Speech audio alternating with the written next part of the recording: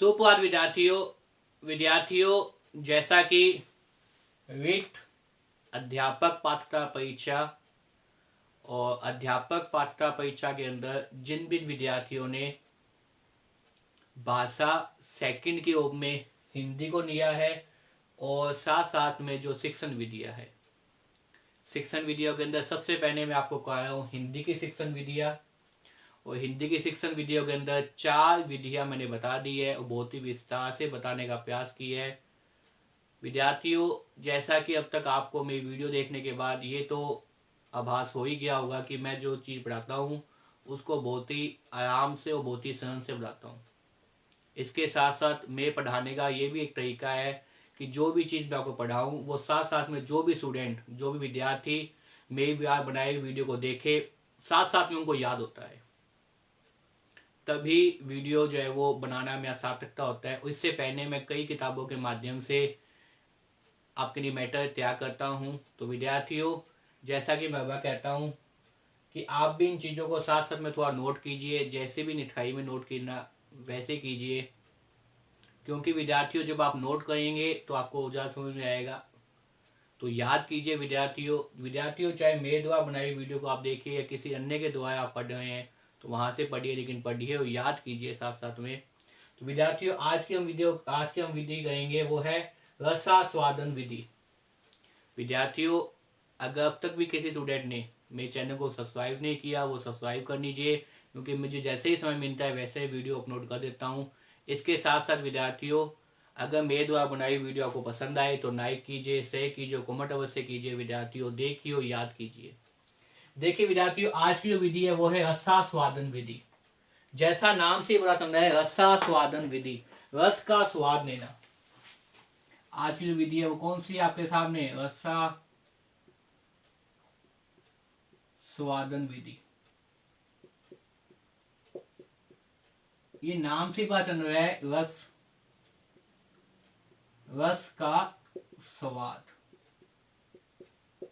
रस का स्वाद लेने की विधि।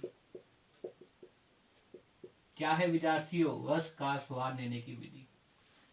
विद्यार्थियों, ये विधि अनुकूल से पहले आपको बता दूं इससे पहले कि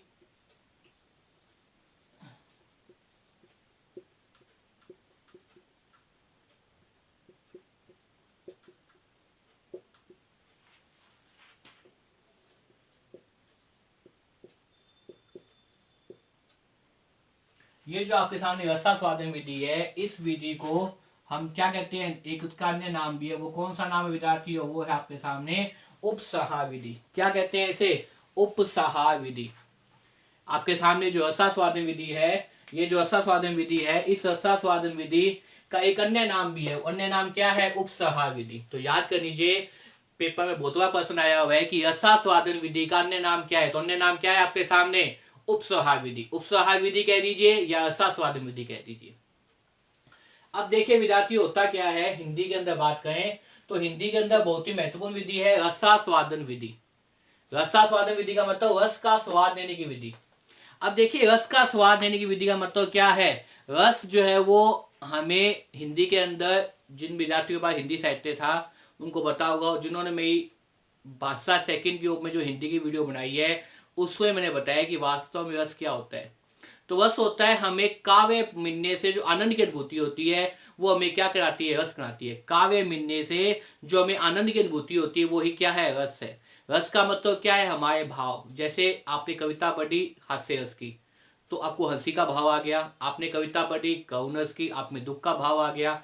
आपने कविता पढ़ी भयानक रस की, आप में भय का वातावरण संचित हो गया। आपने कविता पढ़ी वीर रस की तो आप में क्या हुआ? उत्साह का भाव आ गया। मतलब ऐसा भाव जो कहीं ना कहीं हमारे अंदर छिपा होता है और विशेष परिस्थितियों में जो उजागर होता है उसे हम कहते हैं रस, उसे हम कहते हैं रस। तो आपने देखा कि रस जो है वो वास्तव में, रस कहाँ काम आता है? कविता में, कविता पढ़ाने में, कविता पढ़ाने में, कविता पढ़ने में। कहने का मतलब ये है विद्यार्थियों कि ये जो है आपके सामने रसास्वादन विधि, ये पूछा जाए आपसे तो काव्य की कौन से भाग के अंदर आती है भाई? पद्य भाग के अंदर, जिसे हम क्या बोलते हैं, पद्यांश ही बोलते हैं, वहां ये काम आती है रसास्वादन विधि।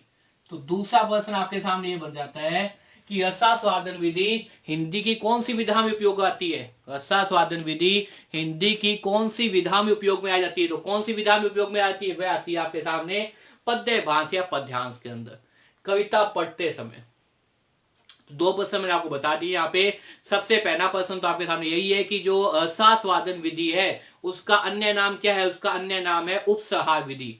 जो रसास्वादन विधि है उसका अन्य नाम क्या है आपके सामने, रसास्वादन विधि है। उस रसास्वादन विधि का अन्य नाम क्या है, अन्य नाम है आपके सामने, वो है आपके सामने उपसंहार विधि। क्या है विद्यार्थियों, उपसंहार विधि। इसके साथ साथ रसास्वादन विधि जो है वो किस भाग में काम आती है, पद्य भाग में, पद्यांश कविता बढ़ाने में। रसास्वादन विधि कौन सी विधा में काम आती है, कविता बढ़ाने में। या कविता बढ़ाने के अंदर कौन सी विधि उपयोग में जाते हैं, रसास्वादन। कविता को पढ़ाने के लिए कौन सी विधि का उपयोग किया जाता है, वो क्या कहती है, रसास्वादन। देखिए विद्यार्थियों, अब हम बात करते हैं रसास्वादन विधि वास्तव में होता क्या है, इस विधि में कैसे मेथड उपयोग होता है। इस विधि के अंदर जैसा कि मैंने बताया, पद्यांश या कविता, अध्यापक क्या करता है, अध्यापक को कविता पढ़ाता है। अध्यापक सबसे पहले तो क्या करेगा,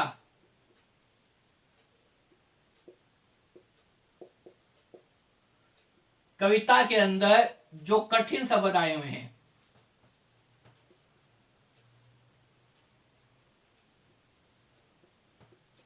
कविता में कठिन शब्दों का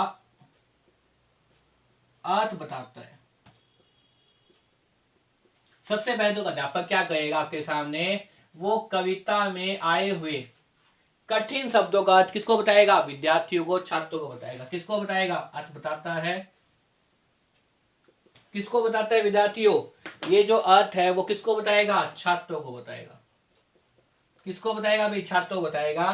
तो सबसे महत्वपूर्ण बात तो ये है विद्यार्थियों कि रसास्वादन विधि के अंदर अध्यापक सबसे पहले कविता को पढ़ाते समय कक्षा में छात्रों को कठिन शब्दों के अर्थ बता देता है कि इस कविता में ये जो कठिन शब्द है, उन कठिन शब्दों के ये आपके सामने अर्थ है। उसके बाद में क्या करता है, वो खुद जो है वो कविता का पाठ करता है, कविता का खुद पाठ करता है। जब वो कविता का समय पाठ करता है तो इस प्रकार से पाठ करता है कि छात्र भी क्या है, उसके साथ साथ बोलना प्रारंभ कर देते हैं। छात्रों को भी एक आनंद की अनुभूति होती रहती है। इस प्रकार की जो विधि है, जहां अध्यापक क्या करता है, कविता पढ़ाने में सबसे पहले क्या करेगा आपके सामने, सबसे पहले कविता पढ़ाते समय वो क्या करेगा, कठिन शब्दों के अर्थ बता देगा। कविता पढ़ाते समय या पद्यांश पढ़ाते, पद्य पढ़ाते समय सबसे पहले वो क्या करता है, कविता के कठिन शब्दों का अर्थ छात्रों को बता देता है। कविता के कठिन शब्दों का अर्थ छात्रों को बता देता है। उसके बाद में वो भावों को स्पष्ट करता है। उसके बाद वो क्या करता है, भावों को बताता है कि कविता में वास्तव में कैसा भाव है। सबसे पहले कठिन शब्दों को बताएगा, उसके बाद भावों को बता देता है। भावों को बताने के बाद में अंत में कविता को कविता के तरीके से गाकर सुनाता है। अंत में सबसे पहले क्या करता है, याद कर लीजिए विद्यार्थियों, सबसे पहले कविता के कठिन शब्दों को बताता है। उसके बाद वो क्या करता है, कठिन शब्दों को बता दिया, उसके बाद में क्या बताएगा, भावों को बताएगा। कविता के अंदर कौन से भाव बताएगा, अंत में क्या कहेगा, अंत में कविता को क्या कहेगा, कविता को बताएगा। अंत में क्या कहेगा, अंत में कविता को पूरी गाकर बता देता है। अंत में कविता को कविता के तरीके से गाकर, जिस प्रकार से कवि गाता है, अंत में कविता को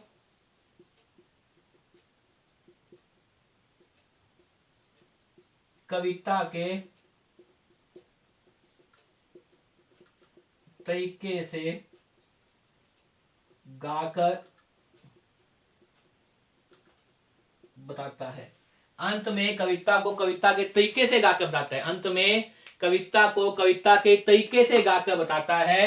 अंत में कविता को कविता के तरीके से गाकर बताता है। और सभी छात्र भी अध्यापक का अनुसरण करते हैं। सभी छात्र भी क्या करते हैं, अध्यापक का अनुसरण करते हैं। वे भी कविता को गाने लगते हैं, जिससे कक्षा कक्ष का वातावरण क्या होता है, संगीत में हो जाता है। जब वो कविता को बताता है, अंत में कविता को कविता के तरीके से बताता है। कविता के तरीके से बताने का मतलब क्या है, जैसे गाया जाता है, जिस प्रकार से एक एक पंक्ति का वाचन किया जाता है, जिस प्रकार से एक पंक्ति को बोलना जाता है, वैसे वैसे छात्र भी क्या करते हैं, उसका अनुसरण करते हैं और छात्र भी वो कविता को गाना प्रारंभ कर देते हैं। सबसे पहले अध्यापक गाता है, अध्यापक के साथ साथ छात्र गाते हैं। छात्र जब इस कविता का वादन करते हैं तो उन्हें क्या होता है भाई, हर्ष की अनुभूति होती है, उन्हें आनंद मिलता है। इस प्रकार से पूरा जो कस्सा कस का वातावरण है वो क्या है, संगीत में हो जाता है। अंत में जो है वो संगीत में हो जाता है, जिससे कविता के असली रस की क्या होती है भी, अनुभूति होती है। जिससे कविता के रस की असली रस की अनुभूति होती है, जिससे क्या होता है, कविता के वास्तविक रस की क्या होती है, जिससे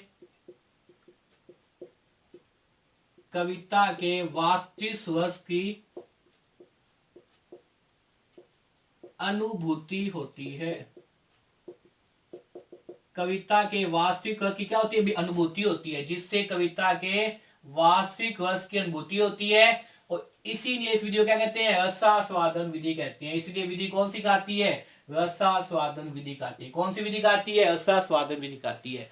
अंत में जब अध्यापक भी गाता है, उसके साथ साथ छात्र भी गाते हैं, कस्सा कच का वातावरण संगीत में हो जाता है, तब अंत में जाकर क्या होती है, कविता के वास्तविक रस की अनुभूति होती है। कविता में जो रस बताया गया था कवि के द्वारा, उस रस की क्या होती है, अनुभूति होती है। इसीलिए इसको क्या कहते हैं, रसास्वादन विधि कहते हैं। इसलिए इस विधि को क्या कहते हैं, रसास्वादन विधि कहते हैं। कविता पढ़ाते समय क्योंकि इसका उपयोग अंत में किया जाता है, इसलिए हम इसे उपसंहार विधि भी कहते हैं। कविता को पढ़ाते समय, कविता पाठ पढ़ाते समय इसका उपयोग सबसे अंत में होने के कारण इसे क्या कहा जाता है, उपसंहार विधि भी कहा जाता है। उपसंहार का मतलब ही क्या होता है विद्यार्थियों, उपसंहार का मतलब होता है अंत में बताना। उपसंहार का मतलब ही क्या होता है विद्यार्थियों, अंत में बताना। तो इसलिए हम इसे क्या कहते हैं, उपसंहार विधि भी कहते हैं। तो देखिए विद्यार्थियों, आपने देखा कि रसास्वादन विधि के अंदर सबसे पहले अध्यापक क्या करता है, कठिन शब्दों के अर्थ बता देता है, याद हो गया होगा। उसके बाद में कठिन शब्दों के अर्थ बताने के बाद में दूसरे नंबर पे वो भावों को बताता है। क्या बताता है, कविता के भाव को बताता है कि कविता के किस प्रकार से भाव है। तीसरे नंबर के अंदर वो कविता को कविता के तरीके से गाकर छात्रों को सुनाता है। तीसरे तरीके में कविता को कविता के तरीके से गाकर छात्रों को सुनाता है, जिससे छात्र भी क्या होते हैं, प्रफुल्लित होते हैं। छात्र भी साथ साथ में अध्यापक के वो गाना कविता को प्रारंभ कर देते हैं, जिससे संपूर्ण वातावरण कस्सा कस्से क्या होता है, संगीत में हो जाता है। और इस प्रकार से कविता के वास्तविक अर्थ की, इस प्रकार से कविता के वास्तविक अर्थ की अनुभूति छात्रों को हो जाती है। इसीलिए इसे क्या कहते हैं, रसास्वादन विधि कहते हैं। क्या कहते हैं, रसास्वादन विधि। रस का स्वाद लेना, और स्वाद का मतलब यहाँ पे क्या है, रस की आनंद की प्राप्ति करना।